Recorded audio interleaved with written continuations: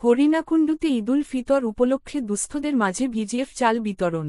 পবিত্র ঈদুল ফিতর উপলক্ষে ঝিনাইদহের হরিণাকুণ্ডু উপজেলার ৩ নং তাহেরহুদা ইউনিয়নে গরিব, অসহায় ও দুস্থ ৩,৭২০ জন পরিবারের মাঝে ১০ কেজি করে ভিজিএফের চাল বিতরণ করা হয়েছে।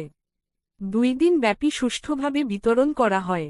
সোমবার সকালে ৩ নং তাহেরহুদা ইউপি চেয়ারম্যান মঞ্জুর রাশেদ, তাহেরহুদা ইউনিয়ন বিএনপির সাবেক সভাপতি মোহাম্মদ বদরুদ্দিন মেল্লা ও তাহেরহুদা ইউনিয়ন জামাত ইসলামের সেক্রেটারি বজলুর রহমান এই কার্যক্রমের উদ্বোধন করেন।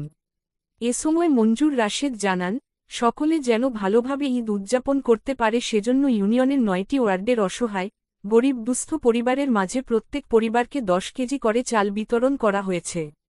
সরকারের নেওয়া সামাজিক নিরাপত্তা বেষ্টনী কার্যক্রম ভালনারেবল গ্রুপ ফিডিং, ভিজিএফ কর্মসূচির আওতায় এই চাল বিতরণ করা হয়েছে। এ সময় দায়িত্বপ্রাপ্ত কর্মকর্তা ও জনপ্রতিনিধিরা উপস্থিত ছিলেন। কয় কেজি চাউল পেয়েছেন? 10 কেজি। এই কি প্রথম পেলেন? এই প্রথম। এর আগে কি গত বছর কি পেয়েছিলেন? না না, গত বছর ভাই। এই প্রথম? এই প্রথম। খুব খুশি খুশি পেলেন? এই ঈদ উপহার পেয়ে কেমন লাগতেছে? এর আগে কি পেয়েছেন এমন চাউল? এই প্রথম?